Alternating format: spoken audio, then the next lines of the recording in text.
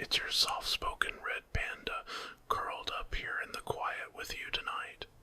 If these whispers are brushing just the right tingles across your ears, please leave a little like, maybe a subscription if you're feeling extra cozy, and tell me one of your own hobbies down in the comments. I love hearing what makes your heart hum. Tonight, I thought I'd whisper about the little things that light me up, the hobbies that keep this fluffy tail wagging even when the world feels too loud. First, retro gaming. There's something so comforting about the glow of an old CRT monitor, the warm hum of a CRT television, the way those chunky pixels feel like coming home. My favorite is still playing through classics on original hardware whenever I can. Super Nintendo, Sega Genesis, even some early PlayStation titles. I love the sound of a cartridge clicking into place, that satisfying little chunk. On SNES, oh, Secret of Evermore and Secret of Mana, they're pure magic. The sweeping soundtracks, the epic quests, those worlds pull you in and never let go. I'll sit for hours, sometimes, just losing myself in their stories. No rush, no pressure, just me, the screen, and the soft click of buttons. And speaking of soft clicks, I'm really into retro computers and BBS systems. There's a magic in dialing up to a bulletin board system on a 2400 baud modem, hearing that screechy handshake, waiting for text to slowly paint itself across the screen line by line. My absolute favorite door game, Legend of the Red Dragon, that classic multiplayer RPG, slaying dragons, trading loot with other players, the thrill of logging in to see if your character survived the night. I still run a tiny private BBS sometimes, just for fun. I write little tours, play text adventures, read old messages from people who love the same weird corners of the internet I do. It feels like time travel, like slipping into a quieter, slower version of the web, where every post mattered because bandwidth was precious. And then there's coding.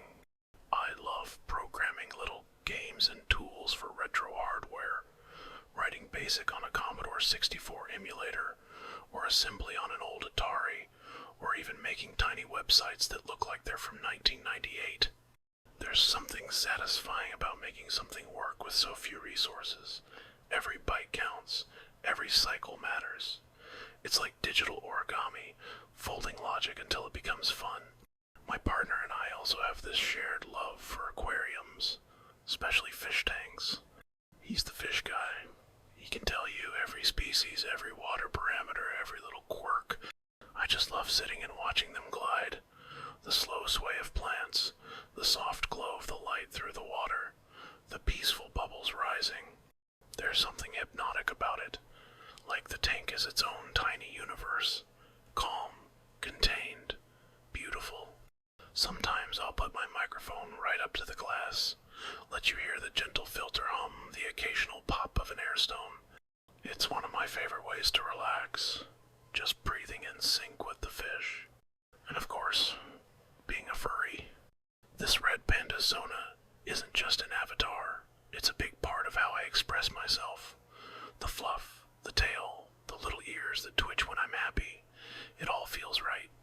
I love creating art sometimes, sketching my panda in cozy hoodies or curled up with a mug of hot chocolate.